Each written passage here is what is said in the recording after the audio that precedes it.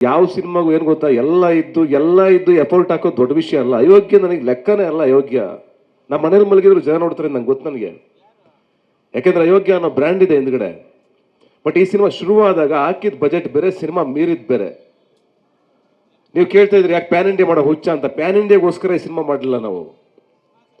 Cinema ಚೆನ್ನಾಗಬೇಕು, ಈ cinema ನಾವು ಹಂಗೆ ತೋರಿಸ್ಬೇಕು, ನಮ್ಮ ಸಿನಿಮಾನು ಒಂದು ಚೆನ್ನಾಗಬೇಕು, ನಮ್ಮ ಸಿನಿಮಾನು ಆ ಲೆವೆಲ್ಗೆ ಮಾಡಬೇಕು, ನಾವು ಆ ಥರ ನಿಂತ್ಕೋಬೇಕು. ಒಂದು ದಿವಸ ವೇದಿಕೆಯಲ್ಲಿ ನಾನು ಒಂದು ಮೈಕ್ ಹಿಡ್ಕೊಂಡು ಒಂದು KGF ಥರನೋ ಒಂದು ಕಾಂತಾರನ ಥರ ನಿಂತ್ಕೋಬೇಕು ಅಂತ ಕನ್ಸು ಕಾಣೋದ್ರಲ್ಲಿ ಯಾವ ಹುಡುಗಂದು ತಪ್ಪಲ್ಲ ನನ್ನ ಪ್ರಕಾರ. ಯಾರು ಸಿನಿಮಾ ಮಾಡೋದು ತಪ್ಪಲ್ಲ ಆ ಥರ.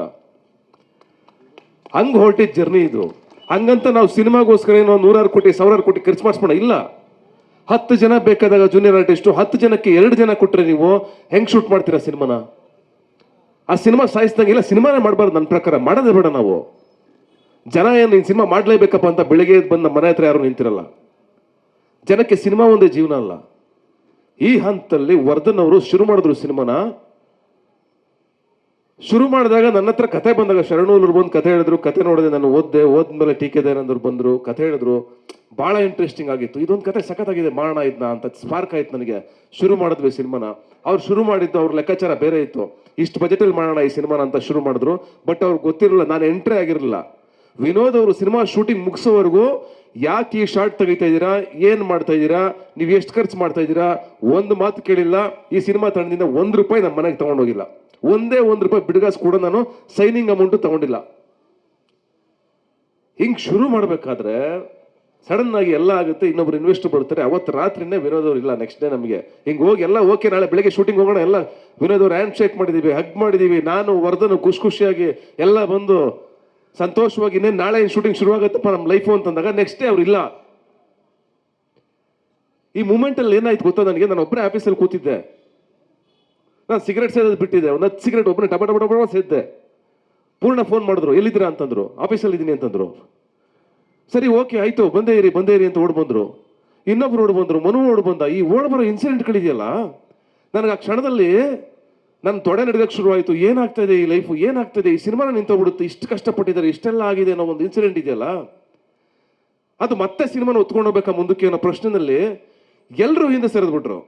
ಎಲ್ಲರೂ ಹಿಂದೆ ಸರಿದಾಗ ತೇರು ಹೊರೋದಕ್ಕೆ ನಾನು ಇದ್ದಿದ್ದು ಒಬ್ಬನೇ ಹಾಕಿದ್ದೆ. ಅಂದ್ರೆ ವರ್ಧನ್ ಅವರು ಆಲ್ರೆಡಿ ಒಂದು ಹೆಗಲು ಬಿಟ್ಬಿಟ್ಟಿದ್ರು. ಅವರು ಸುಸ್ತಾಗೋಗಿದ್ರು ಪಾಪ. Is tired. ಈ ಕನ್ಸನ್ನು ಹೊತ್ಕೊಂಡು ಹೋಗ್ಬೇಕು. ಆ ಮನುಷ್ಯನಲ್ಲಿ ಕಂಡಿದ್ದೆ ನಾನು. ಆ ಮನುಷ್ಯ ಹೇಳೋರು, ವಿನೋದ್ ಅವ್ರು ಹೇಳೋರು ನನಗೆ, ಅವ್ರು ಸರ್ ನೀವು 100 ಕೋಟಿ ತಗೋತೀರಾ ಸರ್, 100 ಕೋಟಿ ತಗೊಳ್ಳೋ ಹೀರೋ ಆಗ್ಬೇಕು ಸರ್, ನೀವು ಈ ಸಿನಿಮಾ ಗೆಲ್ಬೇಕು ಸರ್, ನಾವು ನೋಡಿ ಸರ್ ಈ ಸಿನಿಮಾನ ಹೆಂಗಾಗುತ್ತೆ ಅಂತ ಚಾಲೆಂಜಿಂಗ್ ಆಗಿ ಕೆಲಸ ಮಾಡ್ತಾ ಇದ್ದೆ. 78 ದಿವಸ ಆ ಮನುಷ್ಯ ಅದ್ಭುತವಾಗಿ ಕೆಲಸ ಮಾಡಿದ್ರು. ಅವ್ರಿಲ್ಲ ಅಂತ ನೋವನ್ನ ಜೀರ್ಣಿಸ್ಕೊಳ್ಳೋಕೆ ನನಗೆ ಊರು ಬಿಟ್ಟು ಹೊಟ್ಟೋದೆ. ನಾನು ಒಂದು 15 ದಿವಸ ಊರಲ್ಲಿರಲಿಲ್ಲ ನಾನು. ಇದೆಲ್ಲ ಮುಗಿಸ್ಕೊಂಡು ಬರ್ತೀನಿ. ಸರಿ ಮತ್ತೆ ಹೆಂಗೋ ರೀಸ್ಟಾರ್ಟ್ ಮಾಡೋಣ, ಎಲ್ಲರನ್ನು ಬಿಡದಿಸ್ಬೇಡ. ಪೂರ್ಣ ಇದೇಳು, ಕಮಾನ್ ಆಗುತ್ತೆ, ಮನು ಬಾ ಕಮಾನ್ ಆಗುತ್ತೆ, ಇದೇಳು ಮಾಡೋಣ ಹೆಂಗೋ ಒಂದು ಮಾಡಿ ಸಿನಿಮಾ ಮುಡಿಸ್ಬೇಕು ಗುರು, ಗೆಲ್ತೀವಿ ಗುರು. ಇವತ್ತು ನಮ್ಮ ಮಾತು ಕೇಳೋಕ್ಕೆ ಲ್ಯಾಗ್ ಆಗ್ತಾ ಇರ್ಬೋದು. ಬಹುಶಃ ನಮ್ಮ ಸಿನಿಮಾ ನಿಮ್ಮನ್ನು ಲ್ಯಾಗ್ ಮಾಡಲ್ಲ, ನಮ್ಮ ಸಿನಿಮಾ ನಿಮ್ಗೆ ಬೋರ್ ಮಾಡಲ್ಲ. 100% ಭರವಸೆ ಕೊಡ್ತೀನಿ. ಸತೀಶ್ ನಾಸಿಮ್ ಏನು ರೋಚಿಗೆದ್ಬಿಟ್ಟವ್ರು, ಏನಪ್ಪ ಇಷ್ಟೊಂದು ಮಾತಾಡ್ತಾರೆ, ಹಿಂಗೆಲ್ಲ ನೋ. ಸಿನಿಮಾ ಹೇಳುತ್ತೆ ಅದನ್ನ. ಈ ಮಾದೇವ ಹಾಡೇನು ನೋಡಿದ್ರಲ್ಲ, ಅದೇ ಥರ ಸಿನಿಮಾ ಹೇಳುತ್ತೆ. ನಾನು ಇವತ್ತು ಮಾತಾಡಲ್ಲ, ಸಿನಿಮಾ ಬಗ್ಗೆ ಏನು ಮಾತಾಡಲ್ಲ, ನಮ್ಮ ಇನ್ಸಿಡೆಂಟು ನಮ್ಮ ಜರ್ನಿ ಬಗ್ಗೆ ಹೇಳ್ತಾ ಇದ್ದೀನಿ.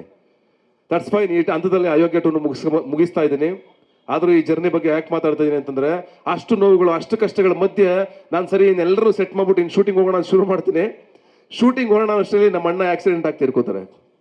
ಮತ್ತೆ ಹೇಗೆ 1 ತಿಂಗಳು ನನಗೆ ಮತ್ತೆ ಹೊಡಿತಿದ್ದ ವಾಪಸ್ಸು. ಒಬ್ಬ ಮನುಷ್ಯನಿಗೆ ನೋವು ಮೇಲೆ ನೋವು, ಪೆಟ್ಟು ಮೇಲೆ ಪೆಟ್ಟು. ನಾನು ಮತ್ತೆ ನಮ್ಮ ಡೈರೆಕ್ಟರ್ ಮನು ಇಬ್ರು 1000 ರಾತ್ರಿಗಳು ಕಳೆದಿದ್ದೀವಿ ಈ ಸ್ಕ್ರಿಪ್ಟ್ ಮೇಲೆ. ಕೂತು ಫೈನ್ ಟ್ಯೂನ್ ಮಾಡಿ ಇದು ಹಿಂಗೆ ಬರ್ಬೇಕು. ಆಕ್ಟ್ ಮಾಡ್ಬೇಕಾದ್ರೆ ಲಾಸ್ಟ್ ಕ್ಲೈಮ್ಯಾಕ್ಸ್ ಅಲ್ಲಿ ನಾನು ಒಂದೇ ಹೇಳ್ಕೊತಾ ಇದ್ದು, 15 ದಿವಸ ಧೂಳು, ಡಸ್ಟು, ಹೊಗೆ ಕುಡಿತಾ ಇದ್ದೀನಿ. ನನಗೆ ಒಂದೇ ಹೇಳ್ಕೊತಿದ್ದು ಮನ್ಸಲ್ಲಿ, ಮಗನೇ ಸೋಲ್ಬೇಡ, ಹೊಡಿ, ಎದಳು ಪ್ರತಿ ಶಾಟ್ ಕೊಡು, ಇಲ್ಲ ಚೆನ್ನಾಗಿ ಮಾಡು, ಅಗ್ರೆಸಿವ್ ಮಾಡು, ಸಖತ ಮಾಡು, ಬಿಡ್ಬೇಡ, ನಿಂದಿದು, ಹೊಡಿ ಎದಳು ಬಿಡ್ಬೇಡ ಅಂತ. ಹಂಗೆ ಫೈರ್ ಹಾಕೊಂಡು ನನ್ನೊಳಗಡೆ the rise of Ashok fire ಹಾಕೊಂಡು ಎಲ್ಲರನ್ನೂ ಕರ್ಕೊಂಡು ಹೊರಟಿದ್ದ ಜರ್ನಿ ಇದು. ಅವರಿಲ್ಲ ಇವತ್ತು, ಬಟ್ ಅವ್ರ ವಿಶೇಷ ನನ್ನ ಮೇಲೆ ಇರುತ್ತೆ 100%. ಅವ್ರಿಗೆ ಗೊತ್ತಿದೆ ನನ್ನ ಕಷ್ಟ ಏನಂತ. ನಾವೆಲ್ಲ ಒಗ್ಗಟ್ಟಾಗಿ ನಿಂತ್ಕೊಂಡು ಇವತ್ತು ಈ ಸಿನಿಮಾನ ಹೊತ್ಕೊಂಡ್ ಬಂದಿದ್ದೀವಿ. ಅದಕ್ಕೆ ಇವತ್ತು ಹೀರೋ ಆಗಿ ಲಹರಿ ವೇಲು ಸರ್ ನಮ್ಮ ಜೊತೆ ನಿಂತ್ಕೊಂಡಿದ್ದಾರೆ ಈ ಸಿನಿಮಾಗೆ. ಅಂಡ್ ಪೂರ್ಣ ಕಣ್ಣೀರು ಹಾಕಿದ್ದಾರೆ. ಈ ತಂಡದಲ್ಲಿರೋ ಎಷ್ಟು ಜನ ರಾತ್ರಿ ಕಣ್ಣೀರು ಹಾಕೊಂಡು ಹತ್ಕೊಂಡು ಎಮೋಷನಲ್ ಆಗಿರೋ ಮೂಮೆಂಟ್ಗಳು ತುಂಬಾ ಇದೆ. ಶೋರಿಲ್ ನೋಡಿದಾಗ ಯು ಕಾಂಟ್ ಬಿಲೀವ್, ನಾನು ಅಳ್ತಾ ಇದ್ದೀನಿ, ಪೂರ್ಣ ಅಳ್ತಾ ಇದ್ದಾರೆ. ಒಂದು ಒಳ್ಳೆ ಶೋರಿಲ್ ಕಟ್ ಆಗಿತ್ತು. ವಾವ್, ನಾವೇನೋ ಸಾಧಿಸಿದೀವಿ ಅಂತ ಇಬ್ರು ಅಳ್ತಾ ಇದ್ವಿ. ಮನು ಹಾಡು ನೋಡಿದ್ವಿ, ಯಾಕೋ ಯಾಕೋ ಸಾಂಗ್ ರೆಡಿ ಆಗಿದೆ, ಒಂದು ಅದ್ಭುತವಾದ ಸಾಂಗು. ಅದನ್ನ ನೋಡಿದಾಗ ನಾನು ಒಂದು 10 ಸಲ ಹತ್ತಿರ್ಬೇಕು. ಅಪ್ಪ ನಾವಿಷ್ಟು ಕಷ್ಟಪಟ್ಟು 3 ವರ್ಷ ಒದ್ದಾಡಿದೀವಿ ಕಣೋ, ಈ ನೋವು ಈ ಸಂಕಟ ಮನುಷ್ಯನ್ಗೆ ಯಾರು ಶತ್ರುಗಳಿಗೂ ಬರಬಾರ್ದು. ನಾನು ಶತ್ರುಗಳಿಗೂ ಹೇಳ್ತೀನಿ, ನನ್ನ ಸಿನಿಮಾ ನೋಡಿ 100% ನೀವೆಲ್ಲರೂ ಅಪ್ರಿಷಿಯೇಟ್ ಮಾಡ್ತೀರಾ, ಚಪ್ಪಾಳೆ ಹೊಡಿತೀರಾ. ನಾನು ಶತ್ರುಗಳಿಗೂ ಹೇಳ್ತೀನಿ ನಾನು